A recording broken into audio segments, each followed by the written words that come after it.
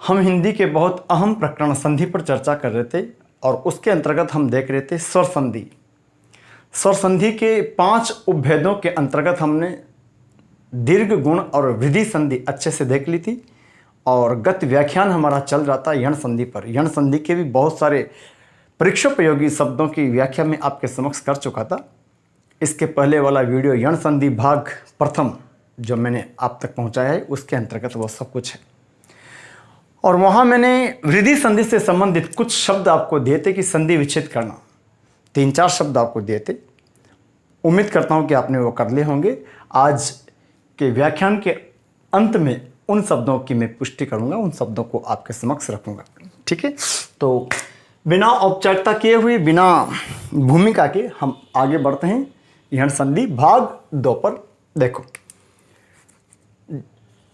आपको बताया था कि छोटी ई हो या बड़ी ई हो, कोई सी भी हो, इसके बाद असमान स्वर आ जाए। क्या आ जाए जी? असमान स्वर, तो ये में परिवर्तित हो जाता है। ठीक है, पहला कंसेप्ट। दूसरा क्या था कि ऊ अथवा ऊ, इसके बाद असमान स्वर आ जाए तो फिर ये रूपांतरित हो जाते हैं आधे व में, यानी कि वकार में। और विद्यार्थियों, तीसरा था कि री के बाद असमान स्वर आ जाए तो ये रूपांतरित हो जाता है आधे र में। देखो, हालांकि ये सब कुछ मैं आपको इसके प्रथम भाग के अंतर्गत समझा चुका था, लेकिन जो अभ्यर्थी, जो विद्यार्थीगण आज पहली मर्तबा इसको देख रहे हैं वो जरा समझ लीजिएगा। ई के बाद असमान स्वर। सबसे पहले आप ये देखिए कि ये जो यण संधि है किसका भाग है? स्वर संधि का। और स्वर संधि की परिभाषा क्या आती है कि दोनों और स्वर हों, धन के आगे भी स्वर हों और धन के पीछे भी स्वर हों, और इनके मिलन स्थान पर कोई विकार आ जाए। विकार का तात्पर्य होता है कोई रूपांतरण आ जाए, कोई बदलाव आ जाए, तो फिर वहां पर बनती है स्वर संधि। अब आप ये देखेंगे कि चूंकि स्वर संधि अपने आप में कोई संधि नहीं होकर के, बताया था मैंने आपको कि 5 संधियों को सामूहिक रूप से नाम दिया है स्वर संधि। तो पांचों की मूलभूत या जो प्रधान लक्षण है या मूलभूत विशेषता है वो क्या होगी कि दोनों और स्वर होना चाहिए। तो यण संधि में भी क्या होना चाहिए? दोनों और स्वर। और चूंकि स्वर हमारे पास वो 11 है, तो यहाँ क्या है कि ई के बाद निश्चित ही स्वर होना चाहिए। ई के बाद स्वर तो होना चाहिए, लेकिन वो असमान। अब असमान का तात्पर्य क्या है? ई को छोड़ करके, यानी 11 स्वरों में से ई के बाद पुनः ई नहीं आना चाहिए। उन 11 स्वर में ई को छोड़कर अन्य जो 9 स्वर बच रहे हैं उनमें से कोई सा भी यहां हो सकता है। क्यों? क्योंकि अगर ई के बाद पुनः ई आ जाएगा तो आपको ठीक से पता है कि सजातीय स्वरों के मध्य दीर्घ संधि बनती है, और आ ई और उ ये सजातीय स्वर कहलाते हैं। तो जब ई के बाद पुनः ई आएगा तो दीर्घ संधि की घटना घट जाएगी। इसलिए यहां पर निसंदेह स्वर तो होना ही चाहिए, लेकिन इन दोनों को छोड़ करके। एक बात तो ये। दूसरी बात, ई यहां मैंने ये में रूपांतरित कर रखा है, तो ये ध्यान रखना, ये दोनों मिलकर के, दोनों मिलकर के ये में नहीं जाता।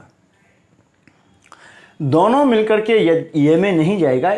इसका आशय है कि छोटी ई हो तो भी ये बन जाएगा और बड़ी ई हो तो भी ये बन जाएगा। समझ रहे हो बात को? दोनों में से कोई सी भी हो। इसी विधा से यहां देखोगे तो ऊ के बाद असमान स्वर हो, तो यहां भी क्या है कि ऊ के बाद निश्चित रूप से स्वर तो होना चाहिए, लेकिन वो स्वर ऊ नहीं होना चाहिए। क्यों? क्योंकि ऊ के बाद पुनः ऊ होगा तो आपको याद है कि ऊ सजातीय स्वर है, और ऊ किसी भी क्रम में मिलेंगे तो पुनः घटना घट जाएगी दीर्घ संधि की, अर्थात ऊ मिलकर के बड़े ऊ में चला जाएगा, तो यहां दीर्घ संधि बन जाएगी। इसलिए यहां पर स्वर तो होना चाहिए, लेकिन उन 11 ध्वनियों में से ऊ को छोड़कर अन्य कोई भी 9 ध्वनियां यहां हो सकती है।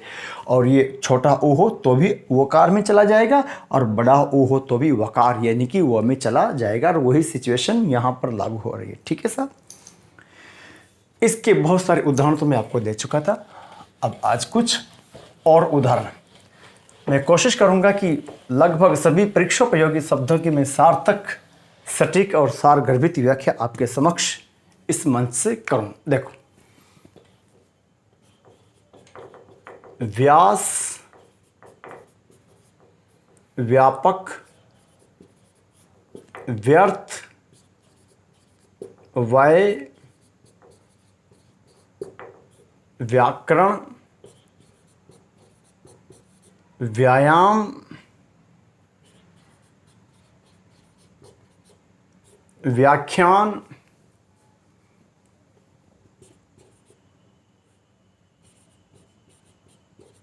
व्यवसाय,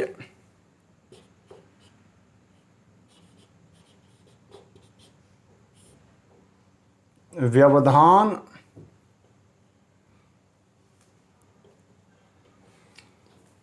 ये कुछ शब्द आपके समक्ष है। जिन्होंने भाग प्रथम पढ़ा है या जो कुछ भी आपने अभी श्रवण किया है उसके आधार पर आप इन शब्दों को तोड़ने की कोशिश कीजिए। क्या क्या टूटेगा, क्या क्या बन सकता है, देखो जरा। उम्मीद करता हूं कि आपने तोड़ भी लिए होंगे। देखो, आपको ये कहा गया है कि अपूर्ण ध्वनि हो ये के पहले, किसके पहले, ये के पहले अपूर्ण ध्वनि हो तो वहां अधिकतम संभावना होती है यण संधि की। लेकिन यहां इस बात का ध्यान रखना कि ये के पहले अपूर्ण ध्वनि हो वहां हमेशा यण संधि हो ये आवश्यक नहीं है। मैं देखता हूं कि अधिकांश अभ्यर्थी, विद्यार्थीगण, शिक्षकगण ये बात मान बैठते हैं कि जहां भी ये के पहले अपूर्ण ध्वनि आ जाती है वहां यण संधि होती है। जी नहीं, हमेशा आवश्यक नहीं है।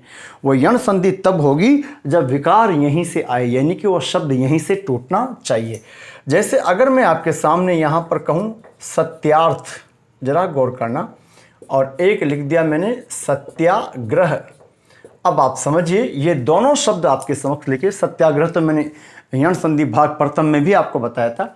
इन दोनों के अंतर्गत यण संधि नहीं होकर के दीर्घ संधि है। जबकि आप लोग हमेशा क्या मान बैठते हो कि यज्ञ के पहले, यानी कि ये के पहले अपूर्ण ध्वनि आ जाए तो यण संधि होती है, पर ऐसा नहीं है। असल में यहाँ विकार यहाँ से नहीं आ रहा, बल्कि अ और अ मिलकर के आ हो रहा है। तो यहाँ हमारा शब्द बनता है सत्य धन अर्थ, और यहाँ होता है सत्य धन आग्रह। तो मैं आपसे ये चाहूंगा कि आप ये जुगाड़ वाली बात को ध्यान ना रखें कि यह के पहले अपूर्ण ध्वनि आ जाए तो यण संधि होती है, पर आवश्यक नहीं है। उनमें विकार ये से आना चाहिए। तो ये दोनों शब्द, ये तो आपके परिचय में भी आ चुका है। सत्यार्थ और सत्याग्रह, इन दोनों में यण संधि की प्रतीति हो रही है, लेकिन यण संधि नहीं होकर के दीर्घ है। और मैं चाहूंगा कि आपको, मैं कोशिश करूंगा कि मैं आपको वो शब्द भी बता दूं जहां यण संधि की प्रतीति होती है लेकिन यण संधि नहीं होती। तो ये ध्यान रखना, चूंकि ये टूट यहां से रहे हैं। तो अब मैं आपको यहां पर क्या बोलना चाह रहा हूं। अच्छा, इन दोनों में दीर्घ संधि, ये ध्यान रखिएगा।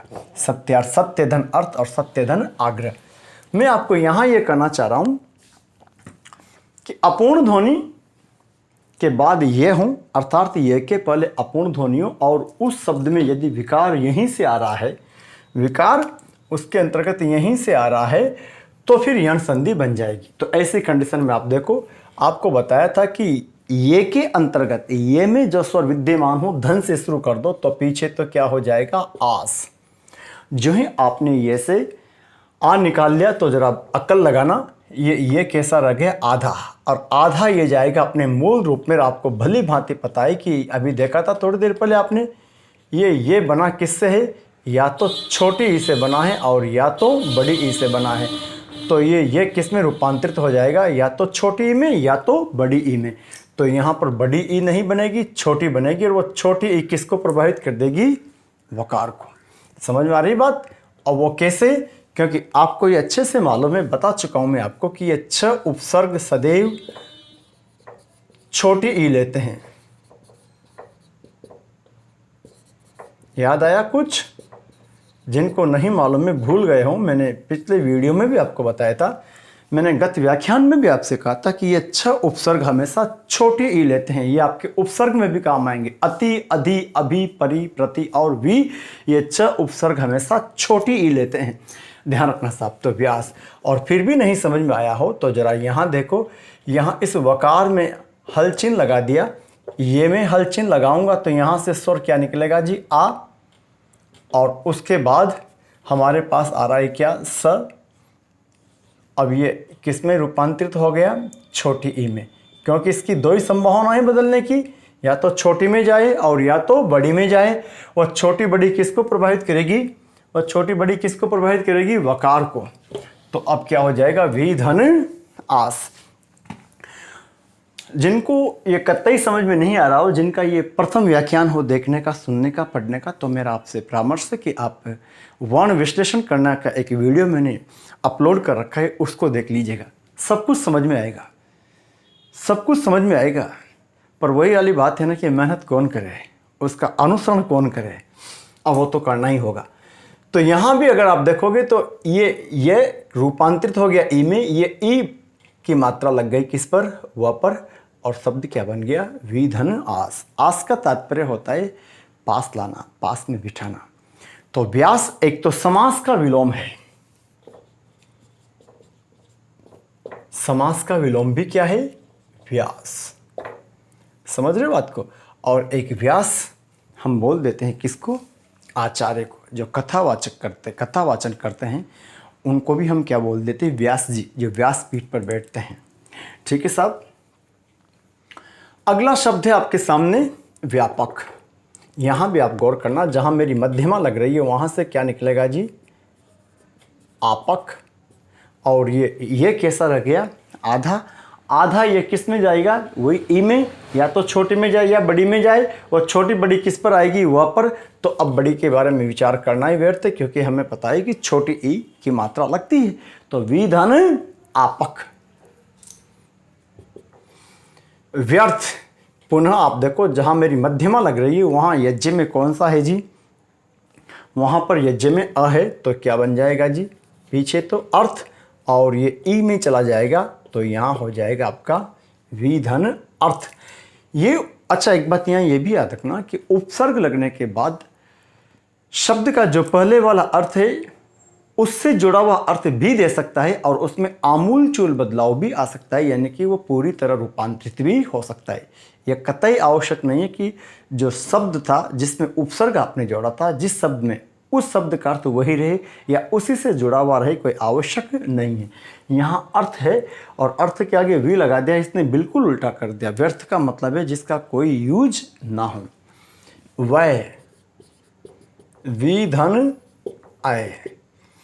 जरा इसको देखो, यहाँ आ लग रहा है ना, तो पीछे क्या हो जाएगा, आकरण। और यहाँ आकरण में भी याद रखना, आ उपसर्ग लग रहा है करण में।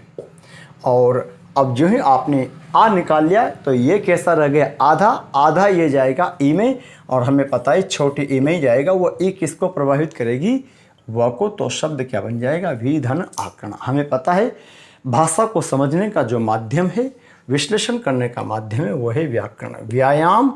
तो यहाँ व्याकरण में याद रखना दो उपसर्ग, एक तो वी है और एक आ है, व्यायाम।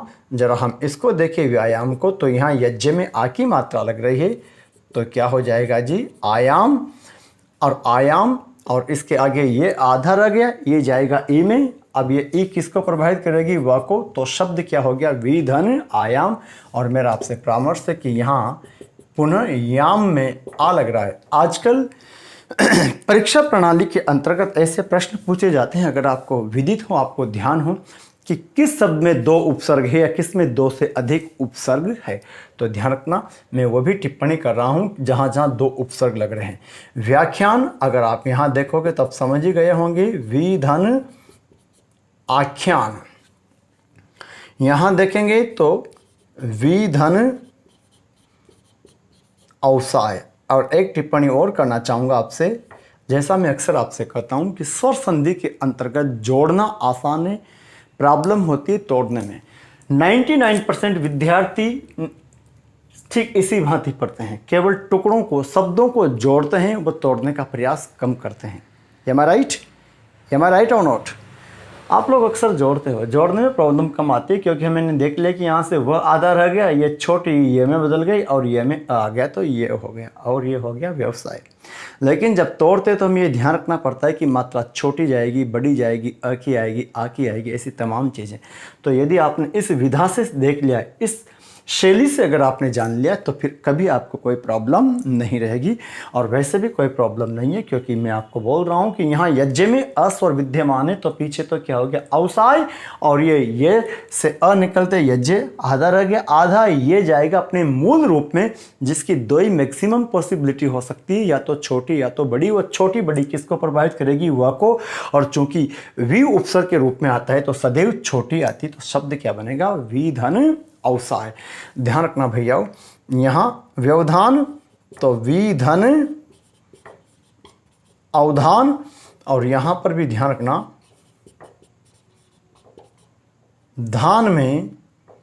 धान में अव उपसर्ग लग रहा है, तो व्यवधान में भी दो उपसर्ग हो गए। कौन कौन सा जी? एक तो वी और एक धान। अवधान का तात वी और अव, तो वी उसके बाद अव और धान। अवधान का तात्पर्य होता है ध्यान या मनोयोग। और इसीलिए ध्यान दीजिएगा साहब, जो ही वी लगा दिया तो वी ने विपरीत कर दिया। ध्यान से विपरीत हो जाए, ध्यान भंग जहाँ हो जाए, वही तो व्यवधान है, मतलब की बाधा है। और जरा अक्ल लगाना, इसी अवधान के कि स लगा दो, स स्लेट वाला, स दंता, स लगा दो तो सधन अवधान। शब्द क्या बन जाएगा? सावधान। दीर्घ संधि का भाग प्रथम के अंतर्गत मैंने ऐसे शब्द लिखाए थे आपको, सावधान, सार्थक, साष्टांग वगैरह वगैरह। तो सधन अवधान, सावधान, यानी कि अवधान सहित जो है वह सावधान है। और अगर वो विपरीत हो गया, उसमें बाधा उत्पन्न हो गई, तो व्यवधान। आप नोट कर लीजिएगा। मैं कुछ शब्द और आपके समक्ष रख देता, हटा दूं। देखो,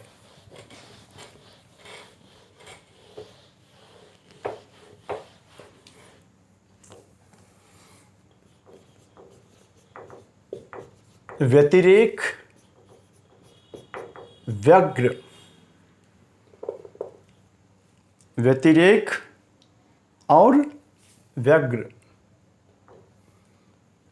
दोनों शब्द में पहला वाला शब्द आपके लिए कुछ नया हो सकता है। व्यग्र तो आपने पढ़ा होगा, लेकिन वो कम आपने देखा होगा। व्यक्त,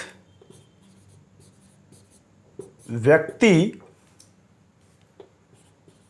सारे अच्छे अच्छे शब्द हैं जो उपसर्ग की दृष्टि से भी बहुत महत्वपूर्ण है। व्यतिरेक, व्यग्र, व्यक्त, व्यक्ति, व्यष्टि, और एक बहुत अच्छा शब्द है जो शुद्ध अशुद्ध की दृष्टि से ज़्यादा महत्वपूर्ण है। कौन सा जी? व्याभिचार। व्यभिचार।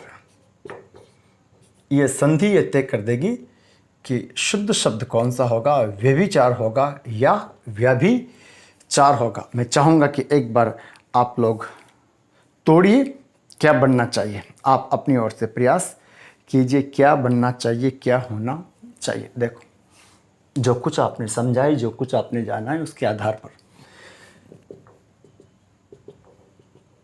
तोड़ भी लिए होंगे, आपने बना लिए होंगे। देखो, व्यतिरेक, यहाँ यज्ञ से क्या निकलेगा जी? अ, तो पीछे क्या बनेगा? अतिरेक। याद रखना, अतिरेक। यहां पर अतिरेक का तात्पर्य होता है अधिक, ज्यादा। और यहां आपका बच गया वी। व्यतिरेक, लेकिन व्यतिरेक का अर्थ होता है अंतर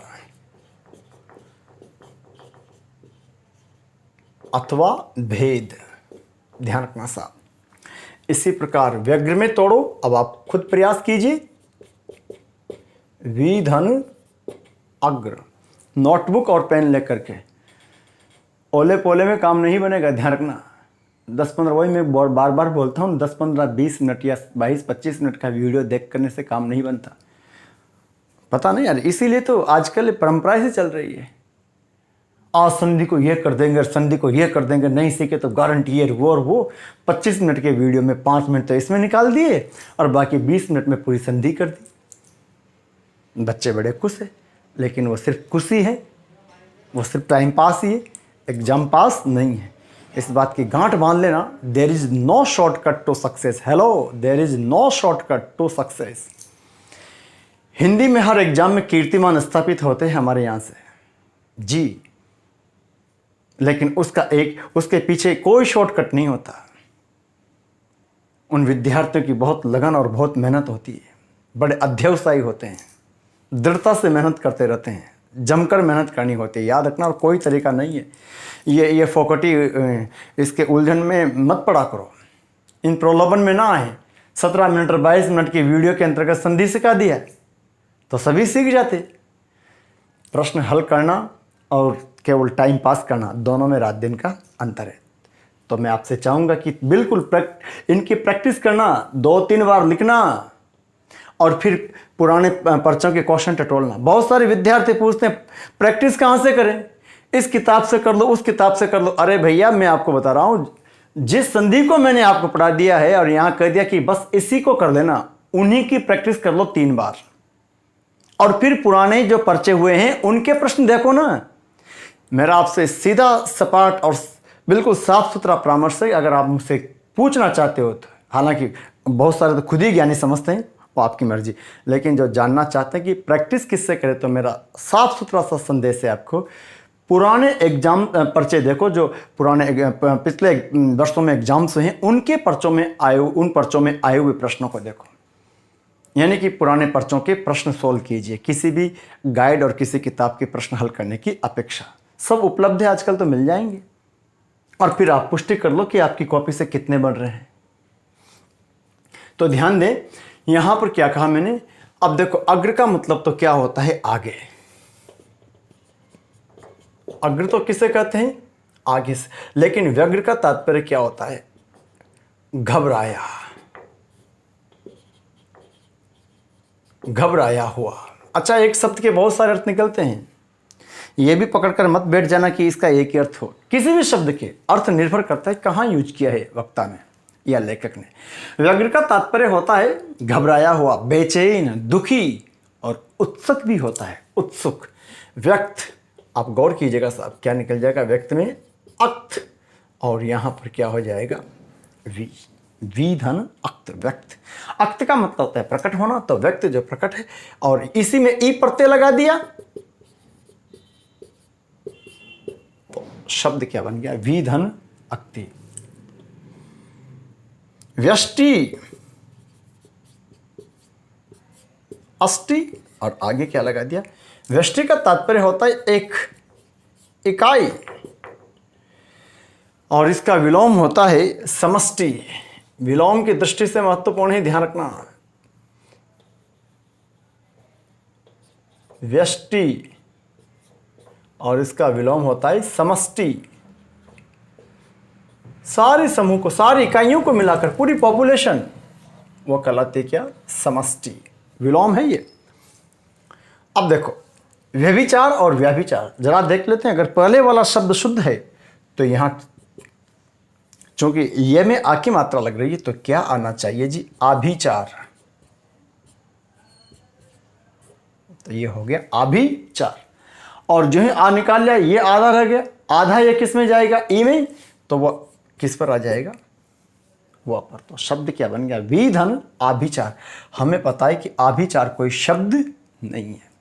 वस्तु तो यहाँ चार में आभि नहीं बल्कि अभि उपसर्ग जुड़ता है। तो अगर इसको इस विधा से देखें कि यहाँ ये में लग रहा है क्या, आ, तो पीछे क्या बनेगा, अभिचार।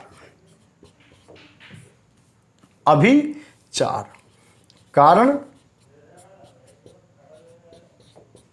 अभिधन चार, और आगे तो शुद्ध शब्द कौन सा हो गया, व्यभिचार। अशुद्ध कौन सा हो गया, व्याभिचार। व्यभिचार, विधन आभिचार नहीं होकर विधन अभिचार। यहां पर भी, इसमें भी दो उपसर्ग लग रहे हैं, वी और अभि, ये ध्यान रखिएगा साहब। और चूंकि अभि उपसर्ग होता है, आभि नहीं होता, इसलिए यह शब्द अशुद्ध हो गया। और आप जानते हो कि जब कोई शब्द जिन शब्दांश से मिलकर के बन रहा है वही अशुद्ध है, तो निश्चित रूप से बनने वाला शब्द भी अशुद्ध ही होगा। हटा देता हूं मैं इनको। तो ये सारे जो वी के थे अच्छे अच्छे शब्द थे, आप भी इनको कंठाग्र करें। देखो कुछ और शब्द हम इसके अंतर्गत देखते हैं।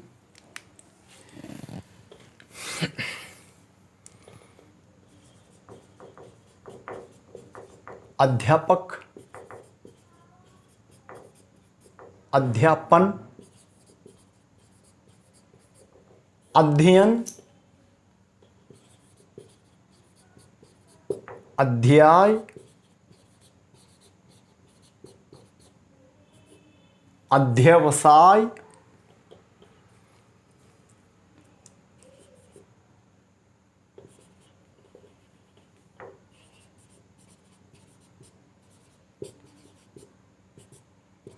अध्यादेश,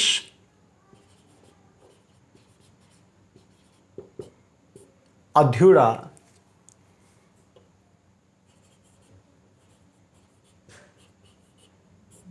अध्यात्म। देखो 5 शब्द पुनः मैंने आपके समक्ष रखें। आप एक बार कोशिश करो कि ये क्या होना चाहिए, कैसे टूटने चाहिए।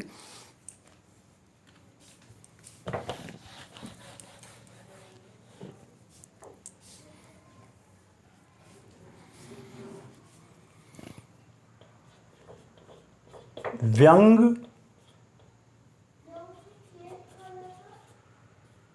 व्याधि,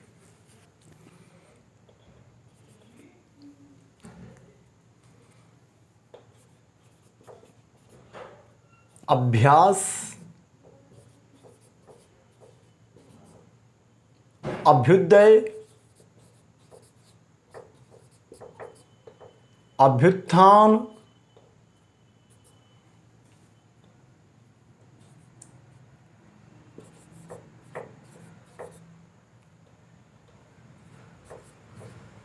अभ्यंतर,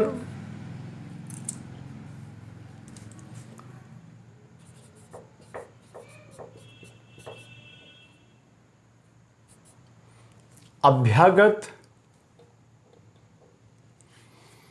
देखिए, तोड़िए, कुछ अच्छे अच्छे शब्द आपके समक्ष थे। क्या क्या बनना चाहिए, कैसे टूटना चाहिए, कौन सा शुद्ध होगा, अशुद्ध होगा, या दिए गए लिखे गए सारे शब्द शुद्ध है, ये भी आप पुष्टि कर लीजिएगा। पहला शब्द है आपके समक्ष अध्यापक। देखो, यहां आप देखेंगे अध्यापक, आ की मात्रा आ रही है तो पीछे तो क्या होगा, आपक। जो ही यज्ञ से आपने ध्यान से समझ लीजिएगा। अब तो बहुत सारे शब्द कर ले आपने, यहां से आ निकाला तो ये कैसा रह गया, आधा। आधा ये जाएगा ई में, वो ई किसको प्रभावित करेगी, ध को।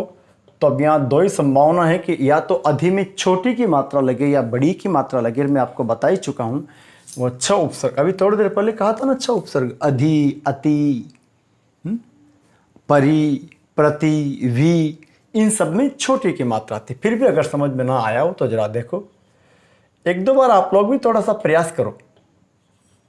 ये अध्य, और यहाँ से पीछे मैंने क्या निकाल लिया जी, ये आपका ये, इस ये को हलचिन लगा करके मैंने पीछे कर दिया आपक। कोशिश करता हूँ मैं कि आपको विजिबल हो, साफ सुथरा दिखाई दे। देखो, अब ये किस में रूपांतरित हो गया, ई में। अब ये ई किस पर आ जाएगी, ध पर, तो हो जाएगा अधिधन आपक। ठीक इसी विधा से आप देखोगे तो यहां पीछे क्या हो जाएगा, आपन, और आगे अधि। हमें पता है उन 6 उपसर्ग में हमेशा छोटी आती।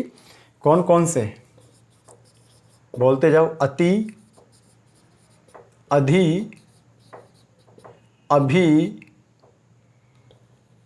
परि,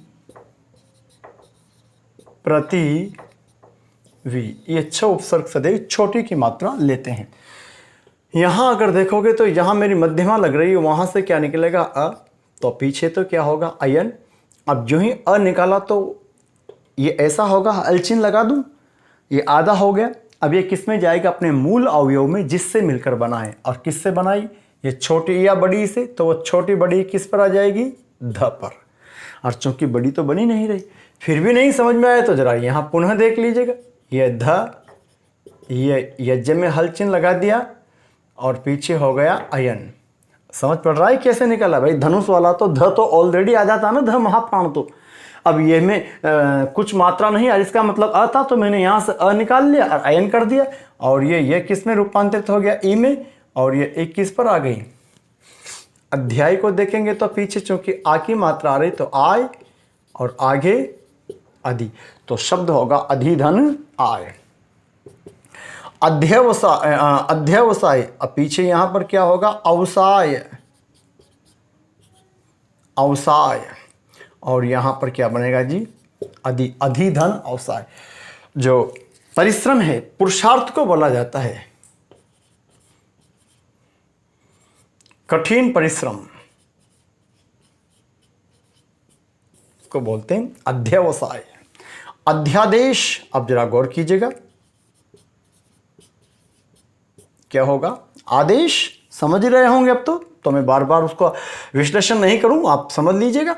आप चाहो तो कर भी सकते हो, कैसे कि यहां से आ निकल गया, यज्ञ आधा रह गया, अब आधा ये चला गया किसमें अधि में, तो अधिधन आदेश। और नीचे क्या था अध्युड़ा, तो यहां पर ये दोनों शब्द एकल शब्द यानी कि वन वर्ड्स में आते हैं, एकल शब्द में आते हैं दोनों, तो अध्य उड़ा और आगे क्या बनेगा वही अधि। ध्यान रखना ये दोनों वन वर्ड में पूछे जाते हैं, तो मैं नहीं लिख रहा, आप लोग नोट करो। अध्यादेश सभी लिखिए। अध्यादेश निश्चित समय सीमा तक लागू होने वाला आदेश, निश्चित समय सीमा तक लागू होने वाला आदेश या निश्चित समय अवधि तक लागू होने वाला आदेश। लिख लिया, निश्चित समय सीमा तक लागू होने वाला आदेश। और अध्युड़ा वह स्त्री जिसके पति ने दूसरा विवाह कर लिया, वह स्त्री जिसके पति ने दूसरा विवाह कर लिया, वह स्त्री जिसके पति ने दूसरा विवाह कर लिया, ठीक है, वो कहलाएगी अध्युड़ा। अध्यात्म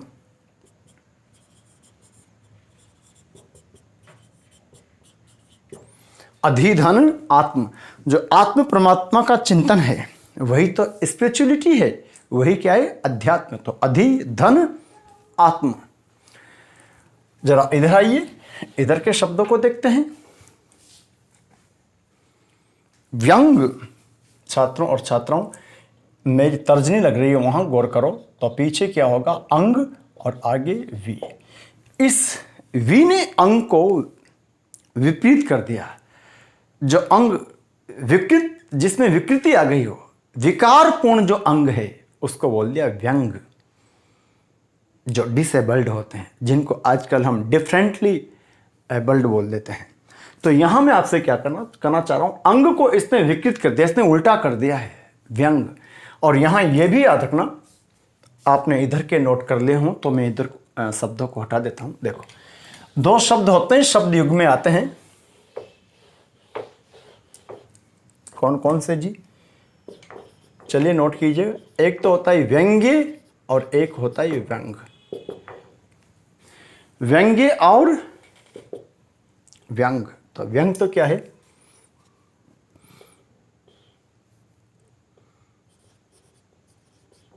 विकृत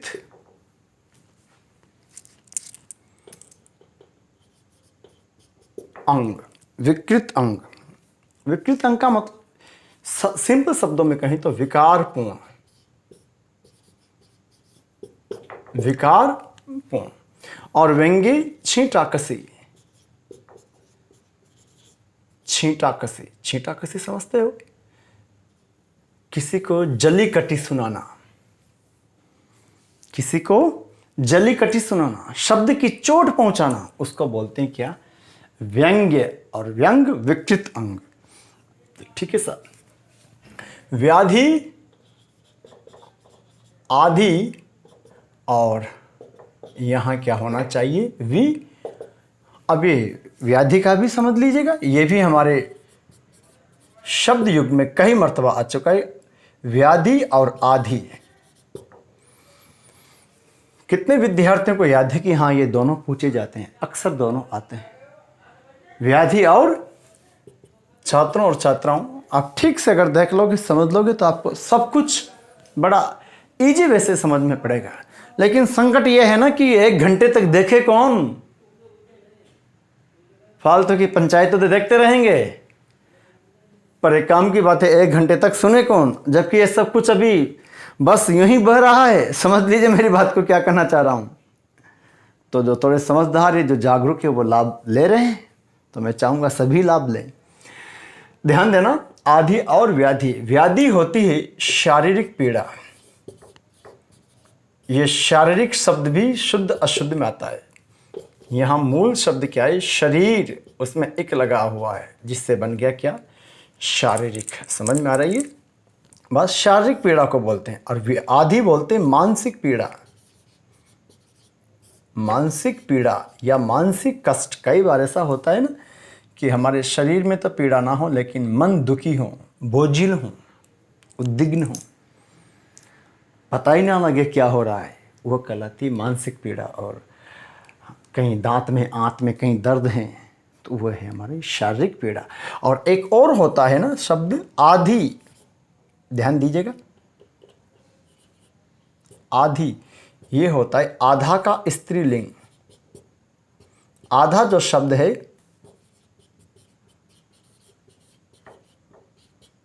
उस आधा शब्द का स्त्रीलिंग होता है आधि। समझ पड़ी बात क्या बोला मैंने? आधा का स्त्रीलिंग। जैसे पुस्तक होगी तो आधी होगी, क्योंकि पुस्तक स्त्रीलिंग मानते हैं ना। मैंने आधी पुस्तक पढ़ ली।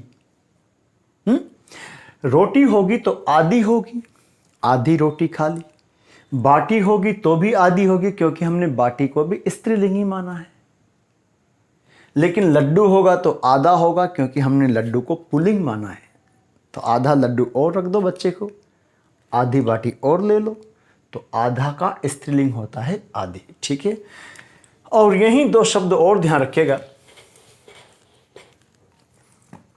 इसी प्रकार से उच्चारित होते हैं, वह भी आदि और आदि। ये भी कई मर्तबा आए हैं। अगर आपने थोड़ा भी अध्ययन किया होगा तो समझ जाओगे कि मैं क्या बताना चाह रहा हूँ और किस लेवल की बात आपके समक्ष रख रहा हूँ। आदि और आदि। तो इस आदि का तात्पर्य क्या होता है जी? प्रारंभ या प्राचीन, पुराना। और एक और होता है वगैरह। ध्यान दीजिएगा, प्रारंभ। इसलिए सबसे पहले कवि को हमने बोल दिया आदि कवि। पहले पैदा होने वाले जो मानव होते उनको आदि मानव, आदि काल। बात समझ में आ रही मेरी? वो देवता जो सबसे पहले का हो, प्रारंभ का हो, उसको बोल दिया हमने आदि देव। महादेव को बोलते हैं ना आदि देव, महादेव, भगवान भोलेनाथ को, शिव को। और इसीलिए जैन मतानुसार जो पहले तीर्थंकर थे, आदिनाथ, ऋषभनाथ को बोलते हैं ना आदिनाथ, तो सबसे पहले जो रहे। और रामलाल, श्यामलाल आदि मेरे मित्र हैं, तो रामलाल, श्यामलाल वगैरह वगैरह। ठीक है। तो ये भी अर्थ देता है। और ये आदि लथ, समझ रहे बात को? तो ये कहीं आप लोग नोट कर लीजिए। मैं पुनः इस पर आता हूं। अभ्यास आपको विदित है क्या निकलेगा यहां से? आस। और आगे आपका आ जाएगा क्या? अभी। यहां आप देखेंगे तो क्या बनेगा? उदय। क्या बनेगा जी? उदय। और यहां पर आपका बनेगा अभी। यहां देखेंगे तो उत्थान, और यहां होगा वही आपका उपसर्ग अभी। अभिधन, उत्थान, दोनों लगभग सेम अर्थ रखते हैं। अभ्युदय का तात्पर्य भी होता है उन्नति, आगे बढ़ना। और अभ्युत्थान का तात्पर्य होता है उसको पुनः उत्थान करना, उसको ऊंचा उठाना, उन्नति करना। अभ्यंतर, ध्यान दीजिएगा साहब, यहां पर शब्द आपका टूटेगा तो पीछे तो अंतर होगा। इस यज्ञ से अ निकलेगा और वो अनुस्वार अ के संग ही जाएगा, और आगे आपका बचेगा अभी। याद रखिएगा साहब, ये एग्जाम में कई बार आया हुआ है, ये भी अच्छे अच्छे एग्जाम्स में आता है। तो अभ्यंतर शुद्ध शब्द नहीं है, शुद्ध शब्द होता है अभ्यंतर। अभ्यंतर नहीं होकर के अभ्यंतर। क्यों अभ्यंतर? चूंकि अगर ये शुद्ध होता तो यहां होना चाहिए था अंतर, और अंतर तो शब्द नहीं है, तो क्या बनेगा? अभ्यंतर, अभिधन अंतर। अभ्यागत, तोड़कर बताइए मुझे। आगत,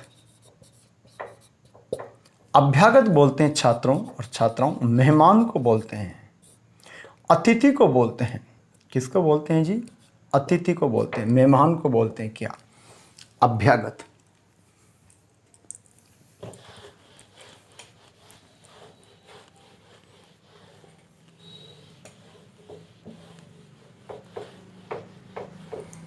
दो तीन शब्द देखो।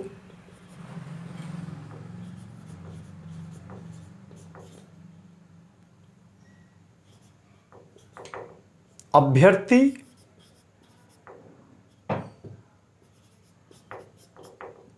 अभ्यर्थना। दो तीन शब्द है। अभ्यर्थी, अभ्यर्थना, अध्याधीन, अध्यधीन,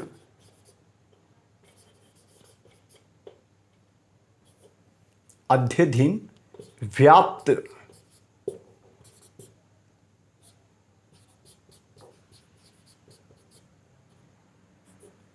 प्रत्याख्यान,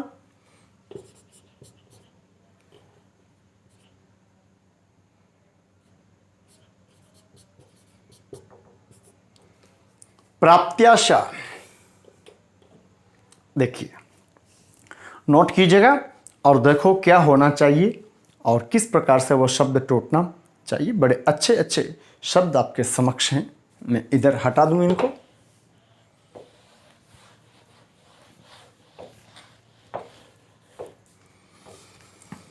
एक शब्द और लिख लीजिएगा, अध्यक्ष। देखो, पहला शब्द है आपके समक्ष अभ्यर्थी। ध्यान देना साहब, यहां इस यज्ञ में अ है तो पीछे क्या हो जाएगा? अर्थी। अर्थी हो जाएगा। ये र निकाल दिया मैंने और आगे अभी। अभ्यर्थी, अर्थी का तात्पर्य होता है इच्छुक या कुछ चाहने वाला। और एक होती है हमारे पास अर्थी। बता चुका हूं दीर्घ संधि के संदर्भ में भी मैं इसको, बैकुंठी, जिस पर शव को लेकर जाते हैं। तो अभ्यर्थी भी यही होता है जो कुछ चाहे, इच्छुक हो। अभ्यर्थना तो पीछे तो क्या होगा? य के पीछे जो स्वर विद्यमान है धन के बाद स्टार्ट कर दो ना, अर्थना। और आगे अभी तो शब्द क्या हो गया? अभ्यर्थ, कोई चीज मांगना, कोई याचना करना।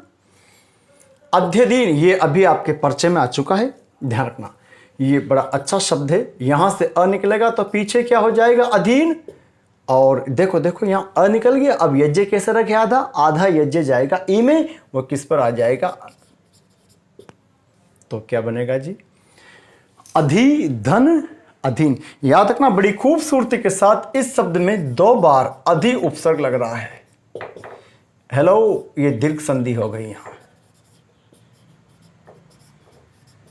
यहां कौन संधि हो रही? इसमें दीर्घ। और अब यण, यानी ऐसा शब्द है जिसमें दीर्घ भी हो रही है और गुण भी हो, दीर्घ भी हो रही है और यण संधि भी हो रही है। अध्ययन का तात्पर्य होता है जो बिल्कुल परतंत्र हो। जी हाँ, जो बिल्कुल परतंत्र हो, किसी के कब्जे में हो, किसी के अधीन हो, पराधीन हो, उसको बोलते हैं। व्याप्त, आप्त। आप्त का मतलब चारों ओर जो हो, फैला हुआ हो। तो व्याप्त भी वही है, व्याप्त भी वही, आप जानते हो, जो चारों ओर हो, सब ओर हो। प्रत्याख्यान समझ गए होंगे विद्यार्थियों, कहां से टूटेगा? आख्यान। हेलो, कहां से टूटेगा जी? आ या ख है भैया, आख्यान और प्रति। किसी मत का, किसी वाद का, किसी आख्यान का, किसी भाषण का, किसी विचार का खंडन करना, विरोध करना, यही प्रत्याख्यान है। जी हाँ, प्रत्याख्यान किसी का विरोध करना, किसी मत का। देखो बड़ा खूबसूरत सा शब्द दिखा है आपके सामने, प्राप्त्याशा। तो आप समझ जाएंगे पीछे तो क्या निकलेगा जी? आशा। और आगे क्या होगा? प्राप्ति। प्राप्ति। अब यहां गौर कीजिएगा आप लोग, आधा प और त में छोटी की मात्रा, ये छोटी ही आधे ये में चली गई तो तभी आधा हो गया। और उस आधे ये में कौन आ मिला? आ। और यहां देखेंगे तो या से आ निकल गया तो आशा, जो ही आशा में से ये में से आ निकला, ये आधा हो गया, ये गया छोटी में। छोटी में क्यों गया? क्योंकि प्राप्ति तो छोटी होती है, तो छोटी की मात्रा लग गई त पर। तो इस भांति शब्द क्या बन गया? प्राप्ति धन आशा या प्राप्त्याशा। अध्यक्ष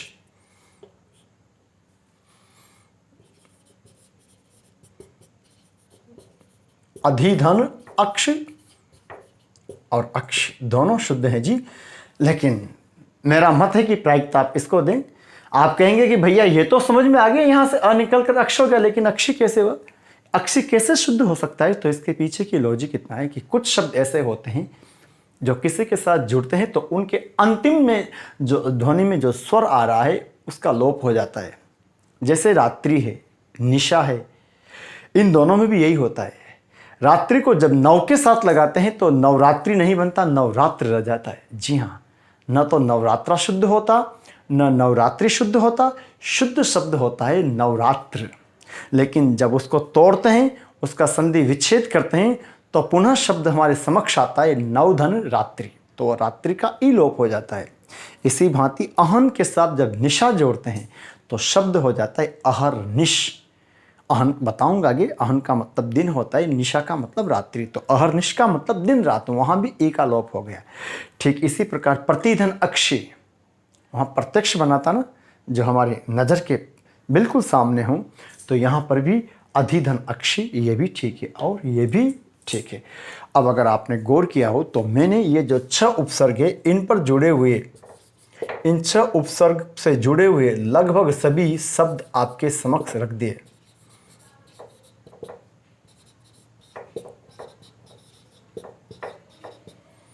ये 6 उपसर्गों से जुड़े हुए लगभग सारे परीक्षोपयोगी शब्द मैंने आपके समक्ष रख दिए, और इसी आधार पर मैं आपसे ये कहता हूं और कहता रहता हूं कि अब आप यण संधि का कोई शब्द देखोगे, वो इनमें से होगा तो आपकी कॉपी में से अवश्य होगा। क्यों? क्योंकि उसमें से कुछ छूटा हुआ ही नहीं है। लगभग जितने भी शब्द थे 99% संभावना होगी कि अगर कोई प्रश्न आया होगा और इनमें से होगा तो वो आपके पास उपलब्ध होगा साहब, ठीक है। लेकिन अभी यण संधि खत्म नहीं हुई है, अभी तो केवल ई का केस देखा है, वो भी पूरा नहीं हुआ। कुछ और परीक्षोपयोगी शब्द मैं आपको बता रहा हूं, ध्यान दीजिएगा। देखो,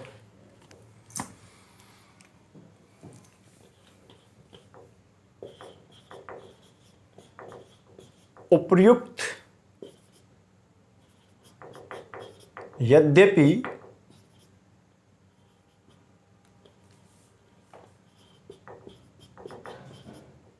और यद्यपि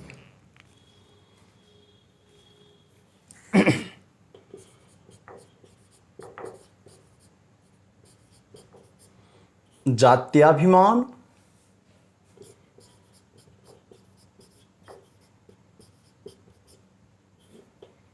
और जात्यभिमान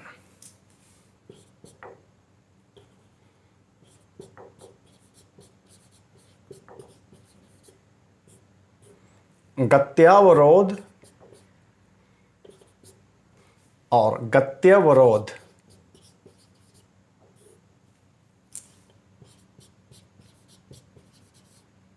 गत्यार्थ और गत्यर्थ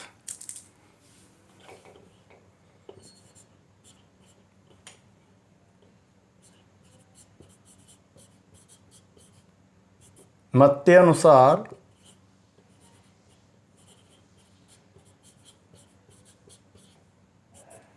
बुद्धि अनुसार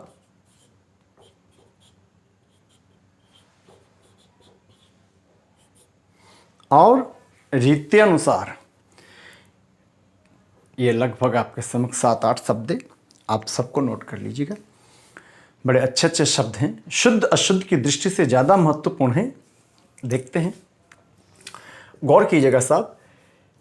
ये जो र है, इसको मैंने एक शब्द दिया था आपको, रैफ, याद आया?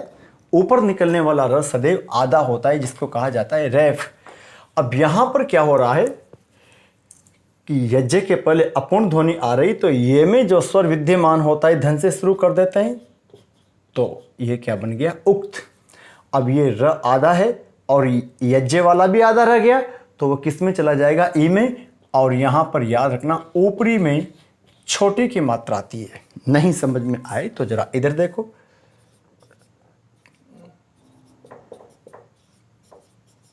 अब तो समझ गए होंगे आप लोग।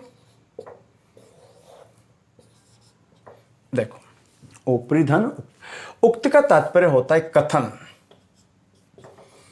और ऊपरी का मतलब होता है ऊपर। ऊपर कहा गया कथन, ध्यान दीजिएगा साहब, ऊपर कही गई बात, ऊपर कहे गए कथन को बोलते हैं उपर्युक्त, और नीचे कही गई या नीचे लिखी गई बात को बोलते हैं निम्नलिखित। निम्न का मतलब होता है नीचे, लिखित का मतलब लिखा गया या बताया गया है। ठीक है, इसलिए जब मैं आपसे कहूंगा कि उपयुक्त शब्दों का अच्छे से अभ्यास कर लेना, इसका मतलब मैंने शब्द ऊपर बोल दिए, उपयुक्त नियमों को ध्यान में रखते हुए ही प्रश्न हल करें। इसका मतलब उस लेखक ने, उस वक्ता ने वो जो नियम थे उनका उल्लेख ऊपर कर दिया। इसलिए तो लिखते हैं ना उपयुक्त विषयांतर्गत निवेदन है, यानी कि वह विषय जिसका मैंने उल्लेख ऊपर कर दिया है। और यदि नीचे करते तो हम क्या बोलते, निम्नलिखित बिंदुओं को ध्यान में रखते हुए प्रश्नों का जवाब दें। निम्नलिखित उदाहरणों के माध्यम से समझा जा सकता है, इसका मतलब उदाहरण अब नीचे आएंगे, क्योंकि निम्न का मतलब होता है नीचे और उपयुक्त का मतलब जो ऊपर कहा गया है। दुर्भाग्य से इसके साथ बड़ा छेड़छाड़ हो रहा है और ये हमने क्या कर दिया जी, उपरोक्त। ये तो बहुत कम देखने को मिलता है, अक्सर हम कौन सा देखते हैं, ये वाला, जो कि पूरी तरह से अशुद्ध है। और जिन विद्यार्थियों ने थोड़ा ठीक से पढ़ा होगा, मालूम होगा, हिंदी में सर्वाधिक बार शुद्ध अशुद्ध पूछे जाने वाले शब्दों में से ये सबसे अहम है। यस नो, यद्यपि ये भी सही है और ये भी सही है, चूंकि कहा था कि जहां भी द के बाद यज्ञ आ रहा हो तो उसको इस विधा से लिखा जा सकता है। याद रखना, ये न तो घ है और न ये ध है, ये क्या है, आधा द है और उसमें यज्ञ लगा हुआ है। तो पीछे तो क्या निकल गई, ये अपि, और आगे क्या बन गया, ये यदि धन अपि। जरा इस शब्द पर आते हैं और इसका शुद्धिकरण करते हैं या इसका निर्धारण करते हैं कि शुद्ध शब्द कौन सा होगा। अगर ये शुद्ध शब्द है, हेलो, ये शुद्ध शब्द है, जहां मेरी मध्यमा लग रही है, अगर ये शुद्ध शब्द है बालक और बालिकाओं, तो फिर यहां पर क्या होना चाहिए, अभिमान। और अभी मैंने थोड़ी देर पहले आपसे कहा था कि अगर कोई शब्द दो शब्दांशों से बन रहा है तो वो जो शब्द के टुकड़े हैं वही अगर अशुद्ध हैं तो बनने वाला शब्द भी अशुद्ध होगा। हमें पता है अभिमान कोई शब्द नहीं होता। तो जब इसको तोड़ेंगे तो यहां से अभिमान, और ये आ निकलते ये आधा, आधा ये चला गया ई में, और यहां पर क्या बनेगा, जाति। तो जाति धन अभिमान, लेकिन अभिमान चूंकि कोई शब्द नहीं है। और अगर नीचे वाले को देखेंगे तो आगे तो वही जाति आएगी, लेकिन हेलो, जहां तर्जनी लग रही है गौर कीजिएगा, यहां से क्या निकलेगा अ, तो शब्द क्या बनेगा, अभिमान। और इस अभिमान में पुनः क्या हो जाएगा जी, इस अभिमान में पुनः क्या हो जाएगा, अभी के साथ जुड़ा हुआ है आपका मान। तो यहाँ जाति धन अभिमान ये शुद्ध हो रहा है और इसी वजह से ये शुद्ध शब्द है। जबकि जात्याभिमान, जात्याभिमान गलत है, जात्यभिमान, जाति धन अभिमान, न कि जाति धन अभिमान, याद रखिएगा। जबकि यहाँ दोनों शुद्ध थे, यहाँ ये अशुद्ध है और ये शुद्ध है। अब आइए, आप बहुत ज़्यादा आया है, जूनियर अकाउंटेंट का पर्चा हो, शिक्षक भर्ती का हो, RS मेंस का हो, हेलो, अरे पुराने पेपर तो देखो आप, इस सब जैसे के वैसे ही मिलेंगे आपको, खूब आया हुआ शब्द है ये। अब अगर ये वाला शुद्ध शब्द होता तो पीछे क्या निकलता, अवरोध। सुनो ना, यहाँ से क्या है, आ की मात्रा, तो क्या निकलता, अवरोध। चूंकि अवरोध कोई शब्द नहीं होता बच्चों और बच्चियों, तो ये हो गया अशुद्ध। अब जरा इसको देखो तो यहाँ से क्या निकलेगा, अ, चूंकि यज्ञ में अ है ना, तो अवरोध। तो पीछे तो यहाँ पर क्या हो गया जी, ये हो गया अवरोध। अब जो ही यज्ञ से अ निकला है तो यज्ञ आधा रह गया, ऐसा ये जाएगा किसमें, जिससे ये बना है, और किससे बना है, ये छोटी ई से या बड़ी ई से। तो वो छोटी बड़ी किस पर आएगी, त पर। तो शब्द निकलेगा गति, और गति हमेशा होती है कैसी, छोटी। गति धन अवरोध। तो शुद्ध शब्द कौन सा हो गया साहब, ये ध्यान रखना। और अगर ये मानेंगे तो फिर क्या निकालना पड़ेगा, अवरोध, जो कि शब्द ही अशुद्ध है। समझ में आ रही बात, थोड़ी सी प्रैक्टिस करना, अभ्यास करना। इसी भांति गत्यार्थ। अब आप मुझे बताओ, फटाफट बताओ, कौन सा शुद्ध है? बोलने में तो कौन सा शुद्ध लग रहा है? आगे वाला। यहां भी आगे वाला ही शुद्ध लग रहा था, यहां भी। लेकिन याद रखना, जो अच्छा लगे वो अच्छा हो, इस बात की कोई गारंटी नहीं है। तो यहां भी ध्यान रखना साहब, गत्यार्थ और यहां भी। तो अब यहां देखो, अगर ये शुद्ध होता तो क्या बनता जी? मैं जरा यहां बता देता हूं आपको। गति धन आर्थ, कुछ ऐसा ही होता ना। कैसे? ये आ निकाल दिया तो आर्थ, और ये, लेकिन ये तो कोई शब्द ही नहीं है। तो फिर हमारा शब्द क्या बनेगा? गति धन अर्थ। शुद्ध शब्द कौन सा हो गया कुल मिलाकर के? पीछे वाला। मत्यानुसार जरा तोड़कर देखो तो क्या बनेगा? मति, और मति का मतलब होता है बुद्धि। तो शब्द हो गया मति धन अनुसार। और यहां अनुसार में याद रखना, सार में अनु उपसर्ग लग रहा है। बुद्धियानुसार। हेलो, अब आप समझ गए होंगे कि यहां पर शब्द क्या रहा होगा। देखो पीछे से बताऊं, पहले यहां से अ निकाल देंगे तो क्या बनेगा जी? अनुसार। अब यज्ञ कैसा रह गया? आधा। आधा यज्ञ जाएगा ई में, और वह ई लगेगी इस मात्रा किस पर? ध पर। तो आपका क्या बनेगा? बुद्धि धन अनुसार। बुद्धि अनुसार, बुद्धि के अनुसार। रीति अनुसार। यहां पर भी अगर आप देखोगे तो पीछे वही क्या बनेगा जी? अनुसार, और आगे रीति। अरे री तो है ही सही ना, थोड़ा सा बुद्धि का इस्तेमाल करो। तो पीछे तो क्या निकल गया? अनुसार। और ये कैसा रह गया? आधा। आधा ये किस में जाएगा? या तो छोटी या तो बड़ी में। और छोटी बड़ी किस पर आएगी? रीति पर। अब रीति के अंतर्गत त में छोटी की मात्रा आती है। और वैसे भी मैं बता देता हूं, इधर देखो, प्रीति, कीर्ति, रीति और नीति। हेलो, ये कुछ शब्द मैंने जो लिखे हैं, ये शुद्ध रूप यही है। प्रीति, कीर्ति, रीति और नीति। इनसे भिन्न लिखोगे तो अशुद्ध हो जाएगा, इनसे भिन्न लिखोगे तो अशुद्ध हो जाएगा। ठीक है साहब, आज मैं अपनी वाणी को यहीं विराम दूं, लेकिन मैंने प्रथम भाग के अंतर्गत मैंने कुछ वृद्धि संधि के शब्द बताए थे आपको, तो उनको भी स्पष्ट कर देता हूं। देखो, अभी यण संधि समाप्त नहीं होती, यण संधि समाप्त नहीं हुई है अभी। इसका एक भाग और लेकर आऊंगा, यण संधि भाग तृतीय। लेकिन उसके पहले मैंने कुछ शब्द आपको लिखे थे उस दिन, जिसमें था हमारे पास क्या? शुकोदन, एक लिखा था मंत्रोषधि। टैली कर लो जरा, यही थे ना। और जलौषधि और वनौषधि, ये चारों शब्द थे। और ये किससे जुड़े थे? वृद्धि संधि से। आपसे कहा था कि इनका संधि विच्छेद करके बताना। देखो जी, शुक धन ओदन। ओदन का आशय किससे बताया था? भोजन से अथवा चावल। जो उबले हुए चावल हैं उसको भी क्या बोलते हैं जी? ओदन। शुक किसका पर्यायवाची है जी? तोता। किसका? तोता का। तो शुकोदन तोते का भोजन, और तोते को सर्वाधिक प्रिय है अनार। जी हां, शुक का सर्वाधिक खाद्य पदार्थ है अनार, बहुत चाव से खाता है, इसलिए अनार पर्यायवाची, शुकोदन पर्यायवाची अनार का। अनार को ही शुकोदन बोलते हैं। कैसे? शुकदन ओदन, तोते का भोजन। अब थोड़ा सा यहाँ अकल लगाना, ये क का अ और ओ मिलकर के, जरा इधर देखो, ये शुक, क में हल चिन्ह लगा दिया। अब आपको अच्छे से पता है कि अ और ओ मिलकर के औरत में जाता है, यही होता है ना। यहां से अ निकाल रहा हूं मैं, एक मिनट, थोड़ा स्पष्ट लिख दूं। देखो,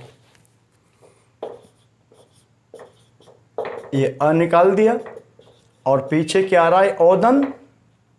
अब अ और ओ मिलकर के किस में जाता है जी? औरत में। अब ये किस पर आना चाहिए? और चूंकि इसकी मात्रा कितनी होती है 2, तो शब्द क्या होना चाहिए था, शब्द क्या होना चाहिए था, शुक्कोदन, पर ये अशुद्ध होता है, शुद्ध शब्द कौन सा है, शुक्कोदन। तो ये अपवाद हो गया। क्या है जी, ये अपवाद है, मैं यहां लिख रहा हूं इसको, अपवाद है। और वैसे भी आपसे कहा था कि जहां ओदन और औष्ठ लग जाए तो वह वृद्धि संधि के अपवाद माने जाते हैं, तो ये अपवाद है। यहाँ कोई अपवाद नहीं है, बड़ी आसानी से तोड़ लोगे। मंत्र धन औषधि, जिन बच्चों ने नहीं देखा हो, जिन विद्यार्थियों ने नहीं देखा हो, तो इसका मैंने एक सेपरेट वीडियो अपलोड कर रखा है वृद्धि संधि के नाम से, आप उसको देख करके इसको भली भांति समझ सकते हो। मंत्र के द्वारा की जाने वाली औषधि उसको बोलते हैं मंत्र औषधि, और अगर जल के द्वारा की गई हो तो जल धन औषधि। यहाँ ध्यान देने वाली बात है कि औषधि पर 2 मात्रा आती है, यानी कि औरत वाला आता है, और ध पर छोटी की मात्रा आती है। और अगर वन से प्राप्त औषधि हो तो फिर आप क्या बोलोगे जी, वन धन औषधि। क्या बोलोगे साहब, वन धन औषधि। तो ये हमारा था आज यण संधि का भाग दूसरा, जिसके अंतर्गत मैंने बहुत सारे परीक्षोपयोगी शब्दों की सार्थक, सटीक और सारगर्भित व्याख्या की है, जिसके लिए मैं वांछित भी हूँ। तो जल्द ही मैं आपके समक्ष यण संधि भाग तीसरा लेकर आऊँगा, और भी मेरी कोशिश रहेगी कि मैं और भी परीक्षोपयोगी शब्द आपके तक पहुँचाऊँ, आपको बताऊँ, जिससे आप लाभान्वित हो सके। ठीक है साहब, थैंक यू।